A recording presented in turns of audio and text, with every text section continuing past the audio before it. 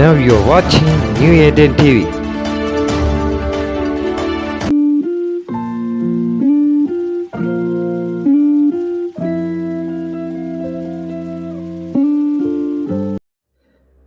எனக்கன்பான சகோதர சகோதரிகளே, ஆண்டவராய் இயேசு கிறிஸ்து நாமத்தில் உங்கள் அனைவரையும் வாழ்த்தி வரவேற்கிறேன். இன்றைக்கான தினவசனம் மீக 6ஆம் அதிகாரம் 8ஆம் இறைவசனம். மனுஷனே, நன்மை இன்னதென்று அவர் உனக்கு அறிவித்திருக்கிறார். நியாயம் செய்து இரக்கத்தை சிநேகித்து உன் தேவனுக்கு முன்பாக மனத்தாழ்மையாய் நடப்பதை அல்லாமல் வேறே என்னதை கர்த்தர் உன்னிடத்தில் கேட்கிறார். கர்த்தருக்கு மகிமை உண்டாதாக. இன்றைக்கு ஆண்டவர் அவருடைய ஜீவனுள்ள வார்த்தை மூலியமாக நமக்கு மிகுந்த ஆறுதலை தருகிறார். மனுஷனே, நன்மை இன்னதென்று அவர் உனக்கு அறிவித்திருக்கிறார். எனக்கு பிரியமானவர்களே, எது நன்மை என்று ஆண்டவர் வெளிப்படுத்தி விட்டார். அதன்படியாக நாம் நியாயத்தின் வழியாக இருந்து இரக்கத்தை சிநேகிக்க, அவரை போல நாமும் இரக்கத்தை சிநேகிக்க வேண்டும் என்று ஆண்டவர் சொல்லுகிறார். உன் தேவனுக்கு முன்பாக மனத்தாழ்மையாய் நடப்பதை அல்லாமல், நம் ஆண்டவருக்கு முன்பாக நாம் மிகவும் மனத்தாழ்மையோடு இருக்க வேண்டும். இன்றைக்கு எத்தனையோ ஊழியங்கள் இருக்கலாம், ஆனால் மனத்தாழ்மை இருக்கிறதா? அதை தான் ஆண்டவர் எதிர்பார்க்கிறார். அப்போது உன் தேவன் முன்பாக மனத்தாழ்மையாய் நடப்பதை அல்லாமல் வேறு என்னத்தை கர்த்தர் உன்னிடத்தில் கேட்கிறார்?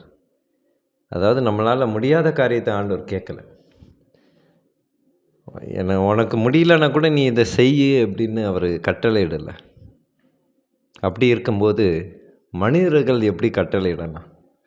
நீ இதை செய்யணும் அதை செய்யணும்னு எப்படி கட்டளையிடலாம்? அது அதிகாரத்தனமாக இருக்கும். எனக்கு பிரியமானவர்களே, நாமும் கூட மற்றவர்களிடத்தில் ஏதோ ஒரு வேலையை செய்ய சொன்னால் அதை பக்குவமாக மனத்தாழ்மையோடு அவர்களோடு அன்பாய் இருந்து ஒரு நட்பின் ரீதியாக பழகி ஒரு காரியங்களை செய்ய வைக்கலாம். அதில் எந்த ஒரு தவறும் இல்லை. ஆனால் அதிகாரத்தனமாக நீ இந்த வேலையை செய்யுது என்று சொன்னால் ஒருவேளை அந்த வேலையை செய்ய முடியாமல் போகலாம். எல்லோரும் மனிதர்கள் தானே, எல்லோரும் ஞானம் உள்ளவர்கள் அல்ல. எல்லாருக்கும் எல்லா வேலையும் செய்யவும் முடியாது. உதாரணத்துக்கு சொல்லப்போனால் ஒரு இன்ஜினியரை கூட்டிகிட்டு வந்து கொத்தனார் வேலை செய்ய சொன்னால் செய்வானா? அந்த சகோதரர் ஒருவேளை கொத்தனார் வேலையை செய்து கொண்டு இருக்கிற சகோதரரை எடுத்து இன்ஜினியர் செய்யும் வேலையை செய்ய சொன்னால் செய்வாராம்? கிடையாது. ஆண்டவர் அப்படியாக யாரிடமும் அதிகப்படியாக எதிர்பார்ப்பதில்லை. நம்மளால் முடிந்த தாளந்தை வைத்து அவருக்கு மகிமைப்படுத்தும் விதமாக நம்மளுடைய செயல் இருக்க வேண்டும் என்று ஆண்டவர் சொல்கிறார்.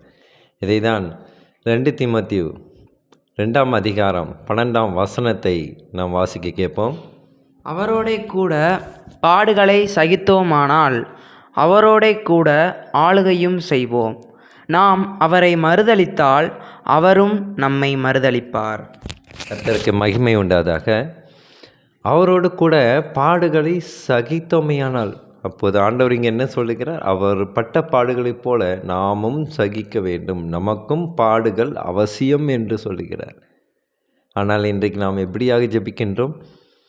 நாம் பொருளாதாரத்தில் நெருக்கடி இருக்கக்கூடாது, எந்த நோயும் இருக்கக்கூடாது, எந்த பிரச்சனையும் இருக்கக்கூடாது என்று நாம் ஜெபிக்கின்றோம். எனக்கு பிரியமானவர்களே, நாம் அநேக பாடுகளை பட வேண்டும். ஏனென்றால் அவர் பட்டார் அல்லவா? அவரை பின்மாற்றத்தை அல்லாமல் அவரை பின்தொடர்ந்து வருவதற்கு நாம் மனது இறங்க வேண்டும் என்று ஆண்டவர் சொல்லுகிறார். நாம் அவரை மறுதலித்தால் அவரும் நம்மளை மறுதலிப்பார். மிக ஒரு எச்சரிப்பான ஒரு வசனமாக இருக்கிறது. அநேக நேரங்களில் நான் இந்த வசனத்தை வாசிக்கும் பொழுது சில நேரத்தில் அது என் மனதை என்ன சொல்கிறது, ஒரு விதமான ஒரு வேதனை உண்டாக்கியது. நான் அவரை மறுதலித்தால், ஆண்டவரே, நான் இன்றைக்கு ஒரு காரியத்தை ஆண்டவருக்காக செய்யப்படும் காரியத்தை நான் மறந்து விடுகிறேனா? அவரும் நம்மளை மறந்து விடுவாரே என்ற ஒரு வேதனைப்பட்டேன். அதனாலே அவருக்காகவே இப்போது நான் அர்ப்பணித்த என் வாழ்வை வாழ்ந்து கொண்டிருக்கிறேன். எனக்கு பிரியமானவர்களே, ஆண்டவர் நமக்கு முடியாத காரியங்களை எதிர்பார்ப்பதில்லை. ஆனால் மனிதர்களோ எல்லாத்தையும் பெர்ஃபெக்டாக செய்து முடிக்க வேண்டும் என்று எதிர்பார்ப்பார்கள். அவர்கள் கண்ணிலே ஒரு தயவை உண்டாக்க வேண்டும் என்று நாம் ஜெபிப்போமா? ஸ்தோத்திரம் கர்த்தாவே, துதிக்கிறோம் எங்கள் அன்பு நேசரே. அப்பா, இந்த வசனத்தை நீர் சொல்லப்பட்டது போல, மீகாவில் நீர் சொல்லப்பட்டது போல, நீர் அநேகமாக எதையும் எதிர்பார்ப்பதில்லை. எங்களால் முடியாத காரியங்களை நீர் ஒரு பொழுதும் எதிர்பார்ப்பதில்லை ஆண்டவரே. ஆனாலும் வேலை ஸ்தலத்திலே அதிகாரிகளோ பெரிய ஆஃபீஸர்ஸோ அதிக பெர்ஃபெக்டாக எதிர்பார்க்கிறார்கள் ஆண்டவரே. அதையெல்லாம் அவங்க கண்ணில் நீர் தயவை உண்டாக்கும். எந்த வேலையை யார் இடத்துல பொறுப்பை ஒப்படைக்க வேண்டும் என்ற மனப்பக்குவத்தை நீர் அவர்களுக்கு தாரும் ஆண்டவரே. எங்கள் அன்பு சகோதர சகோதரிகளுடைய மகளாக யாராக இருந்தாலும் சரி, அவர்களுக்கு மனத்தாழ்மையாக அதிகாரிகளோ இல்லை ஆஃபீஸர்ஸோ அவர்கள் சொல்வதை மனத்தாழ்மையாக கேட்டு அவர்கள் என்ன எதிர்பார்க்கிறார்களோ நாம் கொடுக்க வேண்டும். ஸ்தோத்திரம் துதிக்கிறோம்ப்பா. எங்களுடைய இப்போ இந்த வசனத்தின் மூலியமாக நீர் எங்களோடு இரக்கமாக இருந்திருக்கிறீர். அதனாலே நாங்களும் இரக்கத்தை சிநேகிக்க வேண்டும் என்று நீங்கள் வெளிப்படுத்துகிறீர் ஆண்டவரே. உமதுக்கு முன்பாக நாங்கள் மனத்தாழ்மையாக நடப்பதற்கு தேவை கிருபை செய்யும் ஆண்டவரே. அப்பா, எங்களிடத்தில் நீர் வேறு எந்த செயலையும் நீர் எதிர்பார்ப்பதில்லை. எங்களால் முடியாத காரியங்களை நீர் ஒரு பொழுதும் எதிர்பார்ப்பதில்லை ஆண்டவரே. ஸ்தோத்திரம் கர்த்தாவே, துதிக்கிறோம்ப்பா. எங்கள் அன்பு சகோதர சகோதரிகளுக்கும் கூட இந்த நாள் முழுவதும் அவர்கள் ஒவ்வொரு காரியத்திலும் நீர் இருந்து ஒரு நல்ல மெய்ப்பனை போல வழிநடத்த வேண்டும் என்று கெஞ்சி மன்றாடுகிறேன். ஸ்தோத்திரம் கர்த்தாவே, துதிக்கிறோம். இயேசு மூலமாக ஜெபிக்கின்றோம் நல்ல பிதாவே. ஆமேன், ஆமேன்.